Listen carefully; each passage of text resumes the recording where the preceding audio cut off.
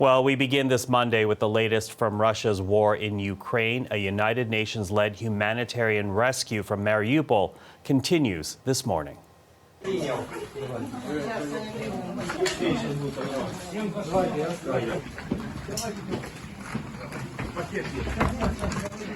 Now, what you're seeing here is video that shows some of the first civilians emerging from bunkers under the steel's CityWorks. Some of them had been sheltering there for 2 months, holding out under an intense Russian bombardment that has left the complex in ruins. Now, this video, again from that steel mill, is from Sunday, released by the Azov Regiment, which has its origins as a far-right armed group that formed in Ukraine after the Russian invasion of 2014. It is now part of Ukraine's National Guard and among the last Ukrainian defenders in Mariupol. Ukrainian officials say buses carrying evacuees are expected to arrive in a Ukrainian-held city this morning. Now, this is video now of other civilians from that steelworks being taken to a city held by pro-Russian forces. Reuters reporting about 50 evacuees are there. It is unclear at this moment if that group will be free to go to Ukrainian-held territory. Well, with that, let's go to the CBC's Ellen Morrow. She's a part of our CBC News team right now in Ukraine. Ellen, good to see you. You are right now in Bucha, and we're going to talk about why you're there in a moment. But first, let's talk about that UN-led evacuation in Mariupol. What do we know so far this morning?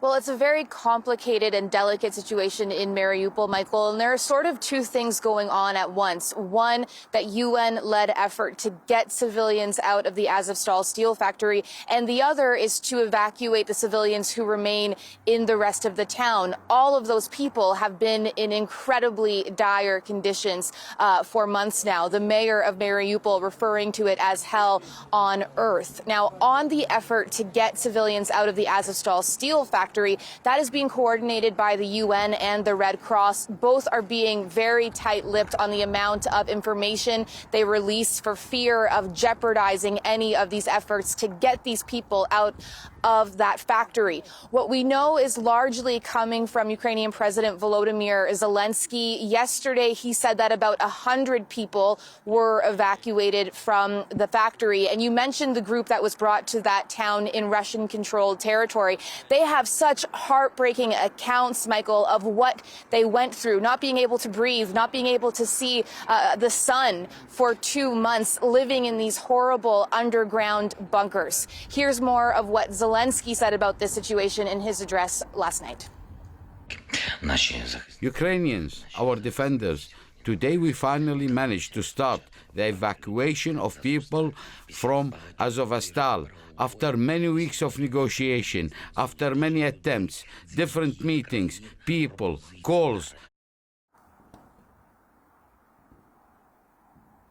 Now, the evacuation efforts to get people out of the factory did pause overnight. Ukrainian forces at the factory said that Russia resumed shelling the factory. Those claims are unverified, but Mariupol City Council said that the evacuation was paused overnight for what they described as security reasons. There are efforts, again, underway today to try to get more people out of that factory, Michael.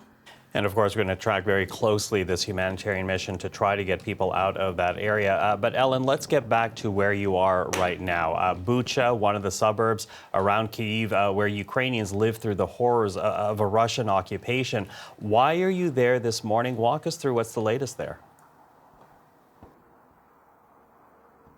Well, Michael, we can show you some of the devastation that is here, and it is everywhere in Bucha. This is a hardware store completely destroyed during the Russian evacuation. You can see people coming here to take pictures of it, and this is just a small piece of all of the heartbreaking devastation throughout this community. So many homes damaged here as well. Now, Bucha is sort of the epicenter for the ongoing war crimes investigation as a result of the Russian invasion and occupation of this area. This morning, we were at a cemetery where war crimes investigators were preparing to exhume a body. In the end, they decided not to actually go ahead and do that because of the family of the person who was buried, not wanting the body to be disturbed. But it gives you just a sense of the ongoing efforts here to document the atrocities that happened in this area. I was talking to someone from the Bucha mayor's office yesterday, and they said there are still dozens of unidentified bodies in the morgue in this city, and they're having people from this community who haven't been able to locate their loved ones go to the morgue, provide DNA samples so they can try to identify all of the bodies. Just so many scenes of heartbreak in this community, Michael. Ellen, thank you for that. The CBC's Ellen Morrow in Bucha, Ukraine.